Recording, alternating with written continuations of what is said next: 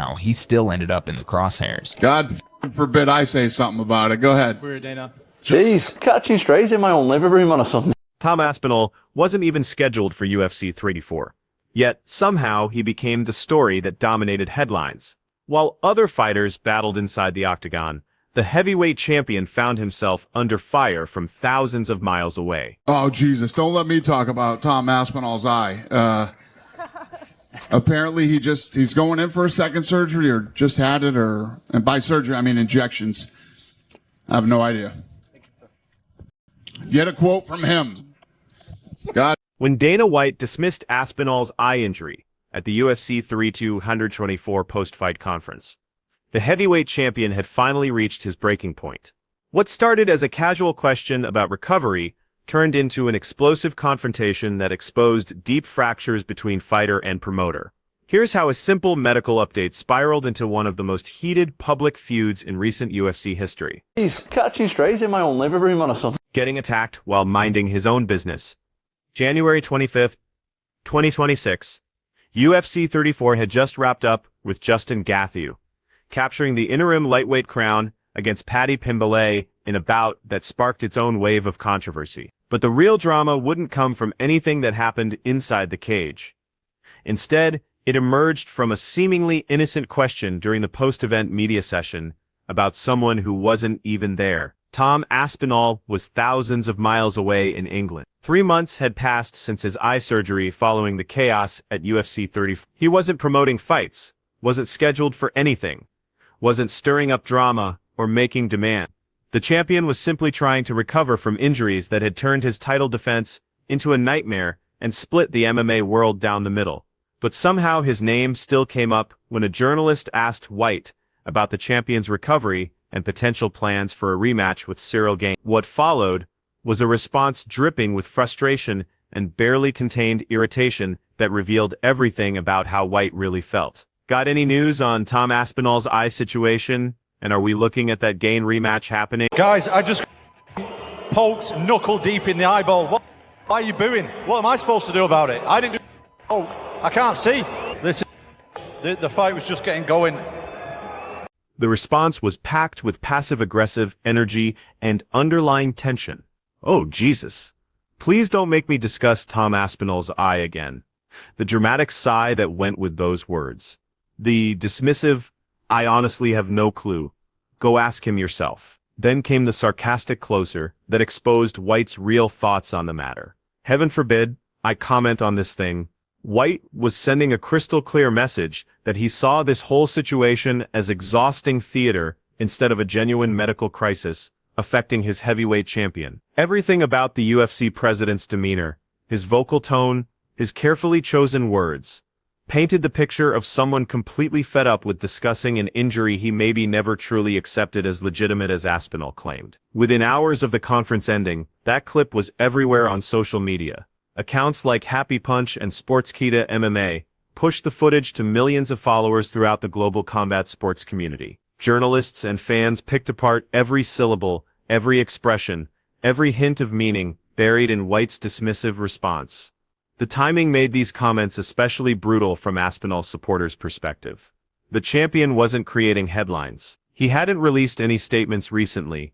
He wasn't generating controversy or making unreasonable demands from the organization. He was just healing from documented medical procedures, staying quiet, thousands of miles from the UFC. Yet here was the UFC president, without any recent Aspinall developments to prompt it, delivering pointed and dismissive commentary about the injury situation. The next morning, Aspinall had seen enough. His response came through a social media video posted. The clip showed him in his home, watching the conference on his device, reacting live with clear shock and disbelief. I can hardly open my eye. He was fucking, look.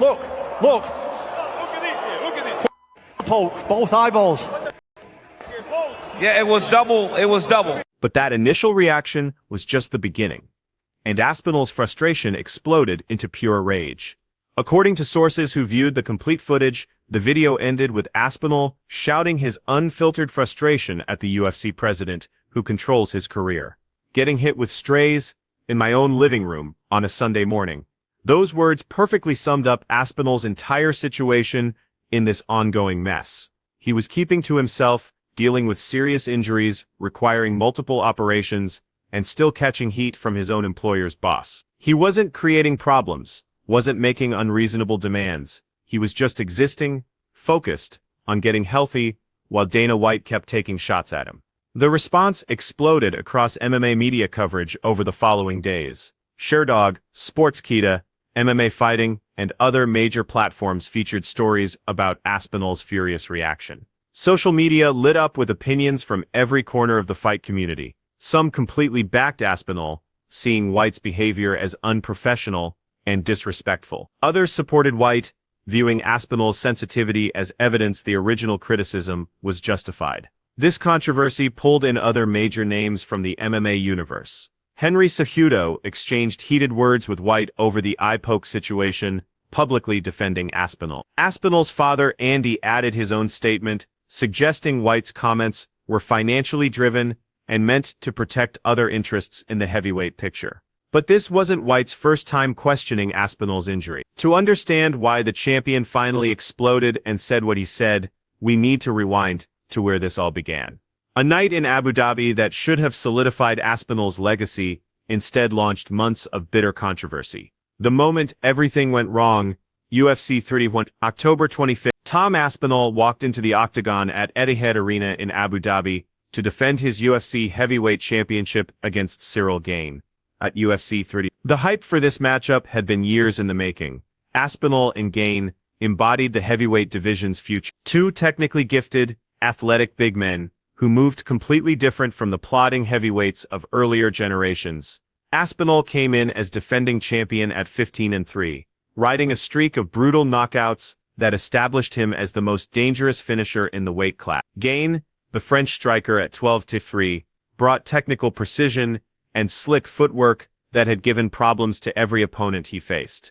The betting lines slightly favored Aspinall, but everyone expected a competitive, high-level war between two elite fighters operating at their absolute peak. The fight lasted exactly 4 minutes and 35 seconds before ending in a no contest due to an accidental eye poke. 4 minutes and 35 seconds. That's all the time it took for months of build-up to collapse into controversy, finger-pointing, and an ongoing battle that continues today. Here's exactly what went down. Referee Jason Herzog had already warned Gane twice for extending his fingers toward Aspinall's face before the actual foul happened. Those warnings were direct and unmistakable.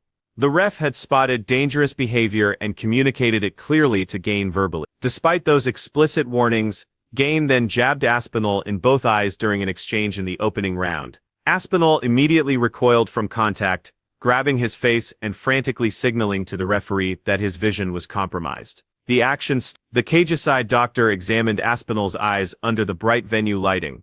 When the medical examination confirmed Aspinall couldn't safely continue, Herzog ruled the bout a no contest, and Aspinall kept his heavyweight championship under the most frustrating circumstances possible. Aspinall's immediate response in the Octagon interview showed a man dealing with physical agony and emotional devastation. I didn't do it on purpose, and I know what it is to have an eye poke, because when I fought Derek Lewis, I got an eye poke, and I was seeing two Derek Lewis for a full round. So I know how it is. And one round during that is what the debut of the run, and the rest of the run, I saw the two Derek Lewis. So I'm not gonna say he's a liar. The audience booed mercilessly. Thousands of fans who had spent serious money to see a heavyweight championship fight, people who had flown in from around the globe to witness this event, booed the champion for protecting himself. Aspinall defended his decision to a crowd that either didn't understand or didn't care what had actually happened to him. When pressed about his vision, Aspinall made the seriousness of his condition crystal clear. And you definitely can't make somebody continue if they feel they've been injured. Only Tom knows what happened. You know, could he see, couldn't he see, could he continue? He kept his belt, but nobody left satisfied. The crowd felt robbed of the spectacle they'd paid for. Gane felt cheated out of his chance to prove himself against the champion, and Aspinall felt attacked for choosing to protect his health and future quality of life. Cyril Gane's post-fight response revealed his perspective on what happened and showed a level of compassion and understanding that would be conspicuously missing from others afterward. I mean, he had Tom bloodied up, and Tom didn't want to continue in the fight, so the rematch is very interesting. Gane's words were meaningful and revealing. Here was the guy who threw the foul, the person with the most reason to feel frustrated about the outcome, and he was backing Aspinall's choice to stop. He recognized the reality of eye poke damage from his own experience. He brought up his own bout against Derek Lewis, where he saw double for an entire round after getting poked.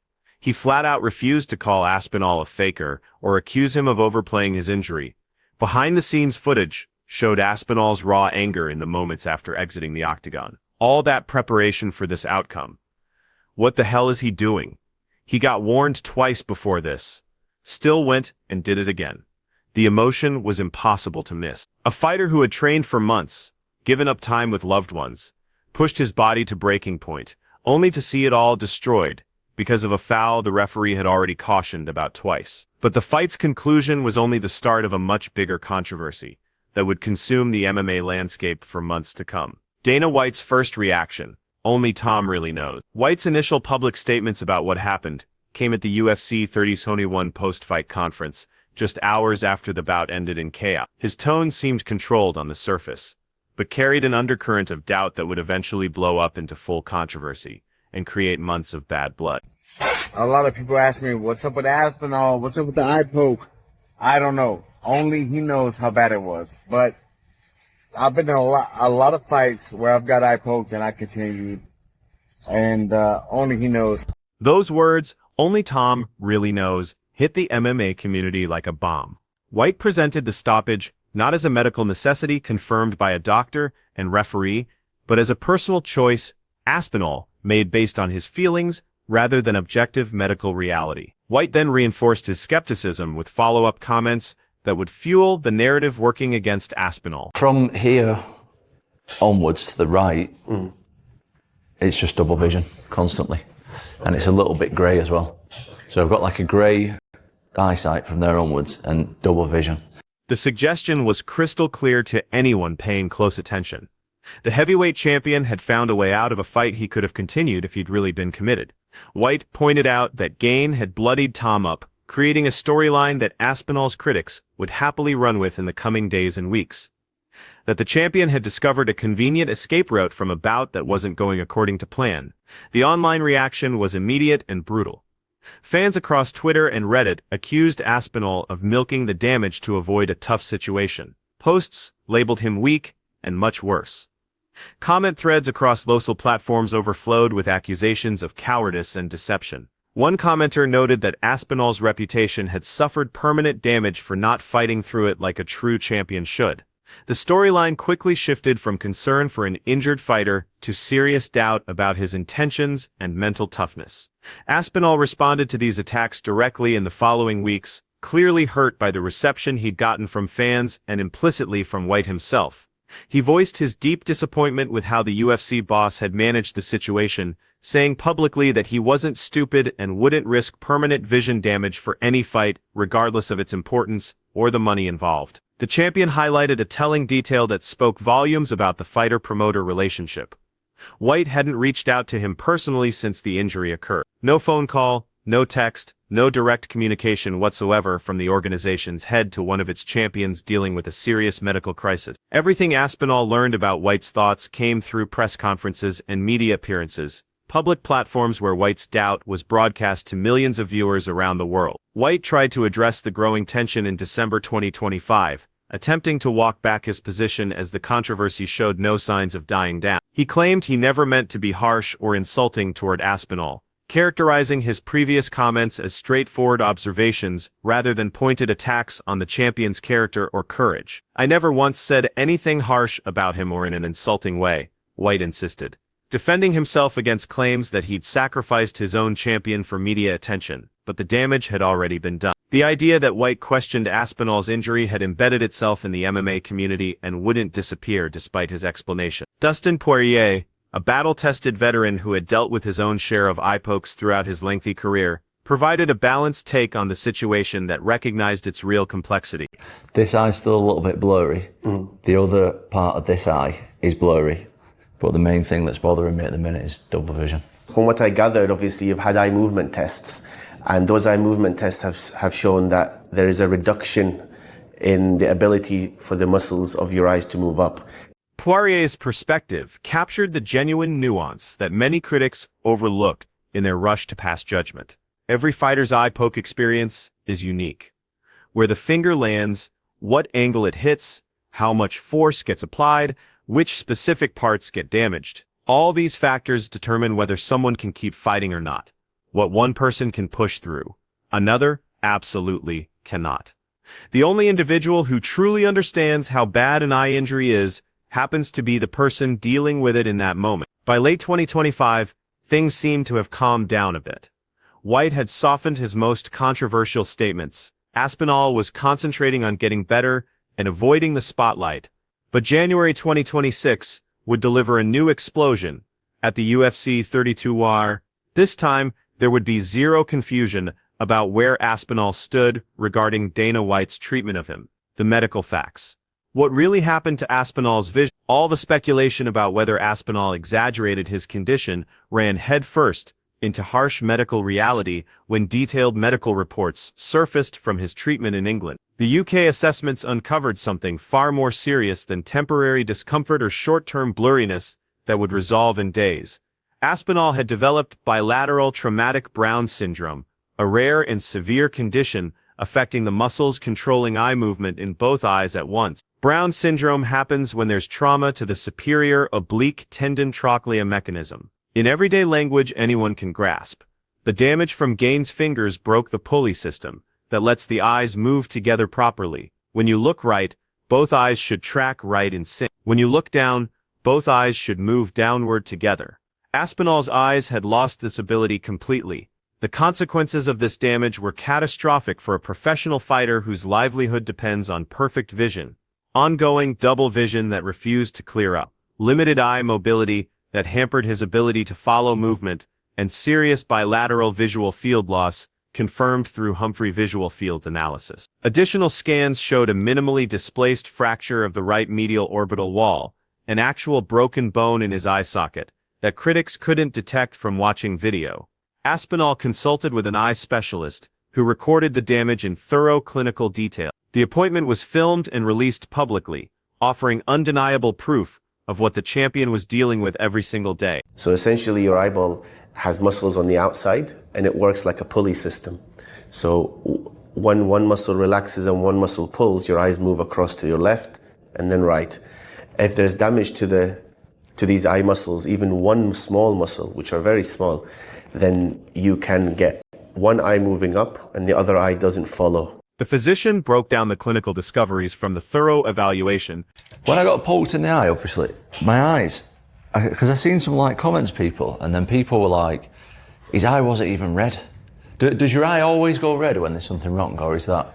You can absolutely lose your vision without having a painful red eye. So you don't need a red eye to have blurred vision at all. The expert then explained why surface appearance doesn't reveal the complete picture of eye injuries, a vital point that online critics had totally failed to understand. Based on my observations today, the condition appears to be called Brown's syndrome, so that's the eponymous name given to it, and trauma is usually the cause. This was the essential detail that critics had completely ignored in their hurry to brand Aspinall as soft or a quitter. Eyes can appear totally normal from the outside, no redness, no swelling, no obvious trauma visible to cameras, while being functionally destroyed in ways that make normal sight completely impossible. The injury wasn't in the eyeball itself, where observers could see it.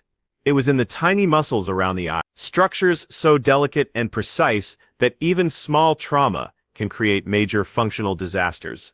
The specialist directly responded to the criticism Aspinall had faced about his eye not looking red or visibly damaged in fight footage. There is certainly things that happened as a result of that injury that has meant that you would have seen double. during that fight had you continued. So how long till I can train properly, spar? It's a long road ahead, but the prognosis is guarded at the moment. The doctor then stated the official diagnosis with medical certainty. I'm sorry that this has happened, and it's not nice. It's not nice to be in this position with lots of probably pressure coming from inside you, because I know you want to fight and I know you want to get back in there.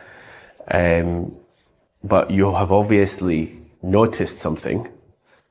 You had the courage to make that decision in a stressful environment and follow through with that decision, which has obviously been, in my view, the correct decision. Regarding Aspinall's controversial choice to stop fighting instead of continuing with damaged vision, the physician's conclusion was definitive and beyond argument.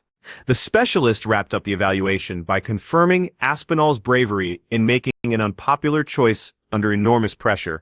Aspinall called his recovery process a complete nightmare in later interviews.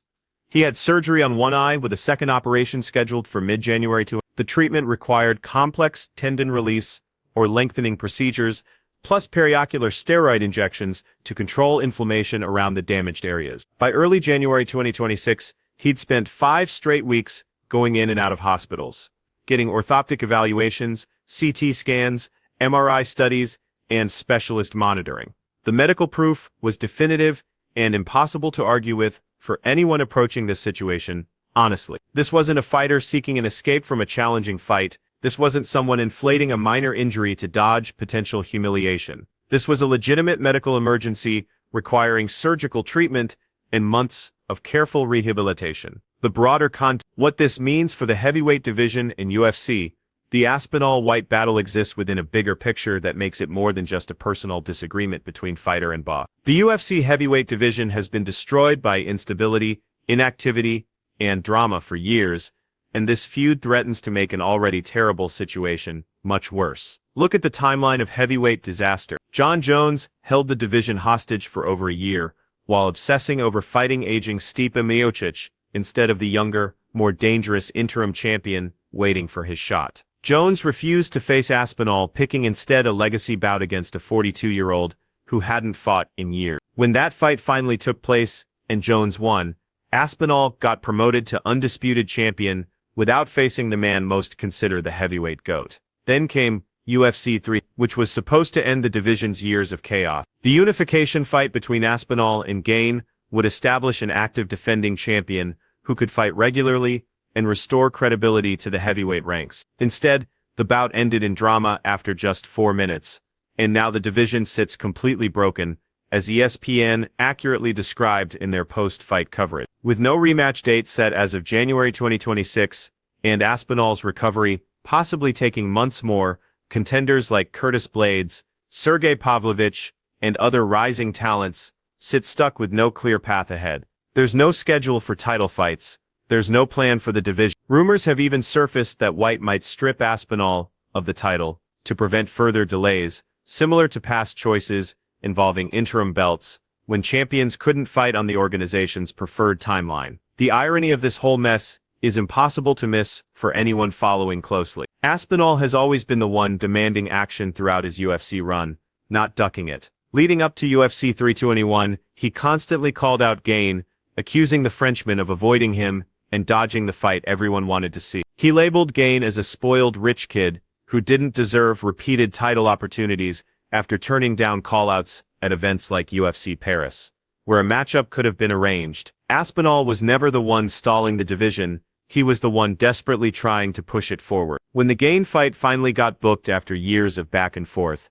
it was Gane's foul that stopped it, not anything Aspinall did or didn't do. The champion handled everything perfectly. He trained hard, showed up prepared, fought aggressively, and got poked in both eyes for his effort. Curtis Blades, one of Aspinall's previous opponents, who understands firsthand how dangerous and real the champion is in the octagon, defended him strongly against the wave of hate. He's not weak, he's not fake, he's not scared. He says he can't go on because his vision is messed up to where he can't see properly, he might get knocked out cold. I have to respect that. Everyone in the UFC is a warrior. Warriors aren't afraid of other warriors. Blades' observation gets to the core of the criticism Aspinall received from internet trolls and casual viewers. This is someone who has destroyed elite heavyweights in spectacular fashion. This is a fighter who has never shown reluctance to engage with dangerous competition. Questioning his heart or bravery means ignoring everything he's proven throughout his professional journey. Modestus Bukauskas, Aspinall's training partner who works with him daily and knows his character personally, called the treatment Aspinall received completely disgusting. He blasted the fan reaction and stood up for his friend against accusations of giving up, making the obvious point. Aspinall had nothing to gain from faking damage and everything to lose by stopping that bout. The wider problem of eye pokes in UFC has also gained more attention following the Aspinall Gain incident and the drama it created. There have been demands for major rule changes from fighters, commentators, and fans. These solutions include glove redesigns that would naturally curve fingers and make extension harder, automatic point deductions for open hand extensions toward opponents' faces, and mandatory fines with percentages of fight purses going to eye poke victims as payment for the harm caused. Referee Herb Dean has acknowledged publicly that officials haven't strictly enforced the extended fingers rule historically. The logic was to avoid over-punishing what are usually accidental acts during the madness of fighting, but the result of this relaxed enforcement has been more pokes, more injuries, and more controversies, exactly like what destroyed UFC 3. The UFC's new gloves, launched in 2024, with major hype and promises of better fighter safety, didn't solve eye pokes effectively, because they still allow finger extension. The basic design problem that causes these injuries remains built into the gear. Some experts suggest Pride FC-style gloves that curve naturally could cut eye poke incidents by 80 to 90%. Aspinall remains medically suspended from competition as of late January. He stated his eagerness to rematch Gain once healed, promising to beat the living hell out of the man who hurt. The hunger for payback and revenge burns inside him, but until his double vision completely clears and doctors approve him to take head strikes again, that fight cannot happen no matter how desperately he wants it or how loudly fans demand it. This whole saga has made Aspinall an unexpected champion for fighter safety in a sport that often values toughness over everything else. By refusing to fight when he couldn't see correctly, by documenting his injury completely and sharing it with the public, and by fighting back against dismissive treatment from UFC leadership, he's sent a message that goes beyond his personal situation. Injuries are legitimate, medical choices deserve respect, and fighters shouldn't face shame or ridicule for protecting their long-term health and life quality. Whether Dana White adjusts his approach to Aspinall moving forward, whether the UFC creates real changes to fix the eye poke epidemic destroying the sport, and whether Aspinall gets the rematch he desperately craves, all these questions remain unanswered for now. What's obvious is that one statement delivered from a living room on a Sunday morning while watching his boss mock him on TV captured the entire situation perfectly. Tom Aspinall refuses to back down, and until his vision heals completely, this controversy isn't going anywhere either.